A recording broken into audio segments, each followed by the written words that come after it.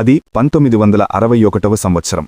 సంక్రాంతి సందర్భంగా ఏఎన్నార్ నుంచి ఒక సినిమా, ఎన్టీఆర్ నుంచి ఒక సినిమా ప్రేక్షకుల ముందుకు రాబోతున్నాయని అందరికీ తెలుసు.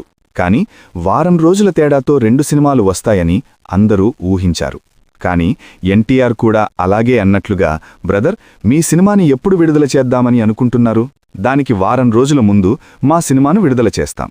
మీకు థియేటర్లో సమస్య ఉండదుగా అని ఎన్టీఆర్ ఏఎన్నార్ని అడిగారట. ఏఎన్నార్ ఏమనుకున్నారో ఏమోగాని సమాధానాన్ని దాటవేస్తూ వచ్చారు. ఈ విషయం గురించి ఎన్నిసార్లడిగినా ఏఎన్నార్ అందించకపోవడంతో ఇప్పట్లో సినిమా విడుదల చేసే ఆలోచనలో లేరేమో అని తన సినిమా జనవరి 6వ తారీఖున విడుదలవుతుంది అని ఎన్టీఆర్ ప్రకటించారు.